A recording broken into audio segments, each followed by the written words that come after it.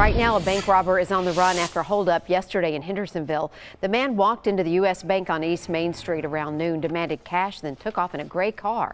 Now, if he looks familiar to you, give Crime Stoppers a call, 615-573-5400.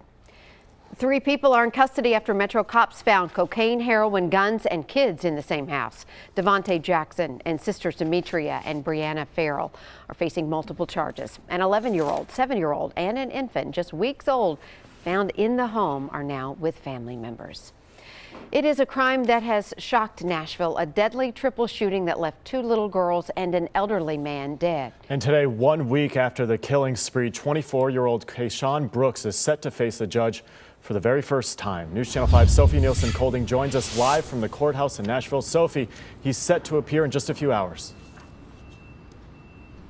9:15 is his scheduled court time this morning. You know what? Kayshawn Brooks is actually accused of shooting 5 people, but 3 of them died. The other 2 survived. This happened actually 1 week from today, on Friday. Police say there was an argument at a home on Jenkins Street, and that's when they say Kayshawn Brooks shot his stepmother and then walked outside and shot and killed her 2 daughters.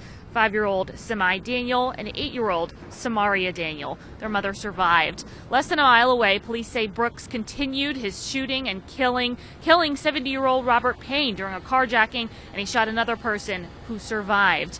Visitation for 5-year-old Samai and 8-year-old Samaria will be held today from 3 to 6 at Revelation Funeral Home on Buchanan Street.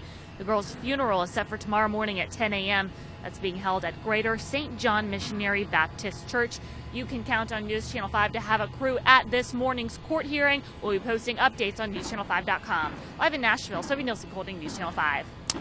Such a tragedy. Sophie, thanks. A dozen members of a violent gang right here in the mid-state are now facing a major federal indictment. The 12 suspects are allegedly part of the chapter of Mongols motorcycle gang.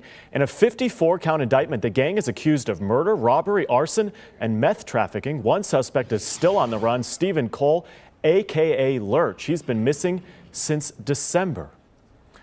Inmate executions will continue in Tennessee. Late last night, the Supreme Court and Department of Correction confirmed 3 inmates will be put to death this year. This follows a long list of legal battles challenging whether the state's method of lethal injection was cruel and unusual punishment. James Hawkins is the first inmate scheduled to be put to death. Hawkins was convicted of brutally murdering the mother of his children in Memphis back in 2011.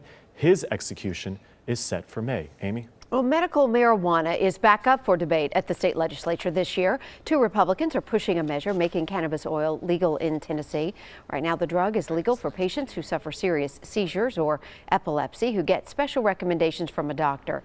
This measure would expand it for patients with other medical conditions from cancer to PTSD. And another big talker at the state capitol, Representative Rick Tillis, wants us to stop springing forward and falling back.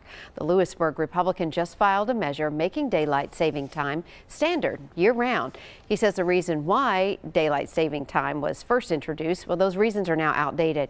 And we want to know what you think. Should we stay on daylight saving time year-round? Vote on our Twitter poll at NC5. So far, we have 165 votes. 75% back the proposal to stay on daylight saving time.